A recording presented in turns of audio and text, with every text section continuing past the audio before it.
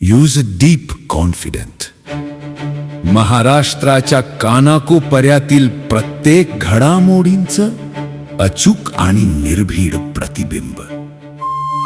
ताज्या राजकारणाच्या बातम्या, शिक्षणातील बदल, गुन्हेगारीवर करडी नजर. सत्य, वेग आणि विश्वास यांचा संगम म्हणजे अजिंक्य महाराष्ट्र न्यूज.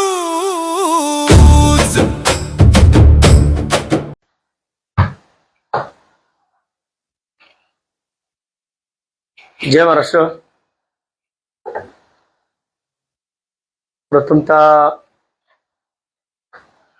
मी शिवसेना पक्षाचे पक्षप्रमुख माजी मुख्यमंत्री माननीय उद्धवसाहेब ठाकरे, तसेच खासदार माननीय श्री संजय राऊत साहेब, तसेच या राज्याचे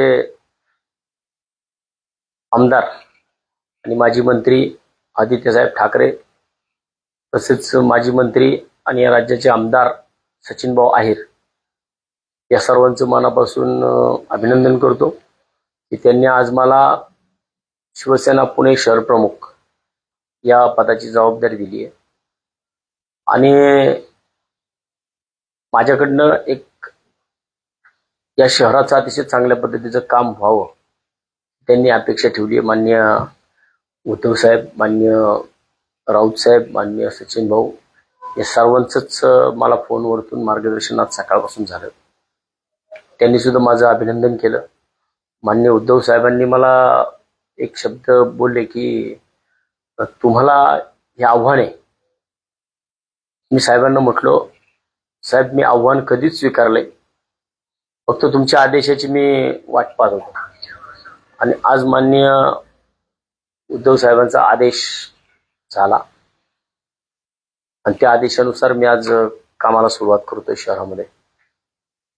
या शहरामध्ये अनेक महत्वाचे प्रश्न प्रलंबित आहेत आणि हे महत्वाचे प्रश्न प्रलंबित असताना या शहराचा महत्वाचा जो आरोग्याचा प्रश्न आहे तो ऐरणीवरती आहे.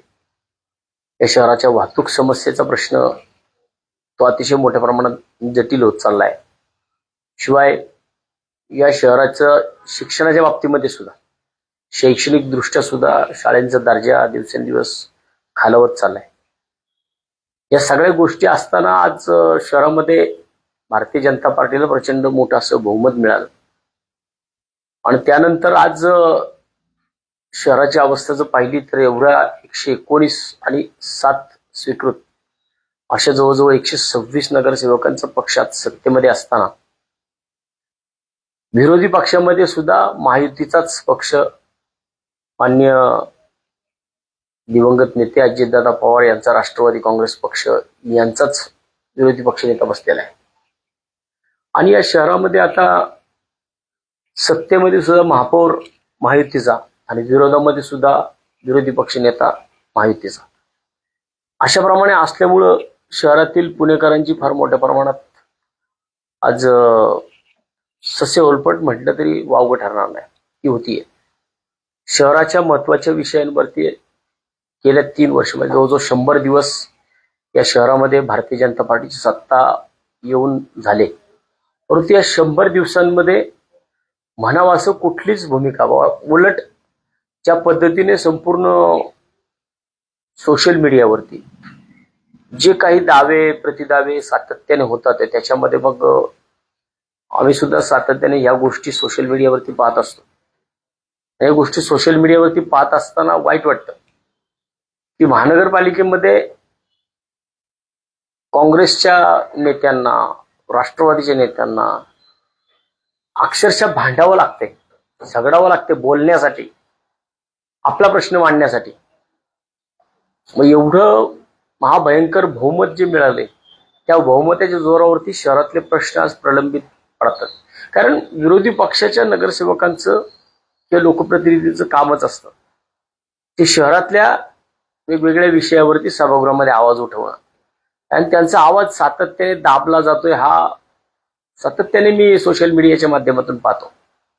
परंतु ह्या आवाजाला कुठेतरी बाहेर एक आवाज त्याला मिळाला पाहिजे. आज आमचे एक नगरसेवक माननीय नितीनदादा गावडे हे शिवसेना उद्धव बाळासाहेब ठाकरे पक्षाचे नगरसेवक त्या ठिकाणी सभागृहामध्ये आहेत.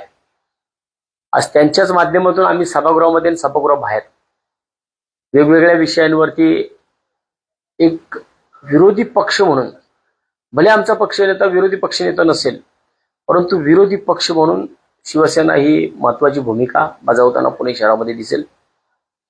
आणि त्याच्यामध्ये मला जे साहेबांनी सांगितलं की प्रथम संघटनात्मक बांधणी या विषयाकडे लक्ष द्यावं लागेल. कारण येणाऱ्या 2-3 वर्षामध्ये कुठल्याही निवडणुका नाही आहेत. मग कुठल्याही निवडणुका नसताना पहिल्यांदा प्रथम काय करावं लागेल, तर प्रथम शहरभर पक्षाची संपूर्णपणे बांधणी करावी लागेल.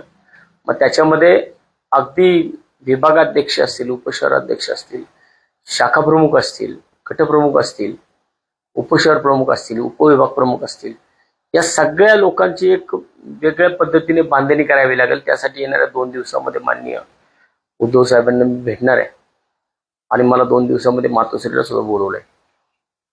त्यामुळं एक शहर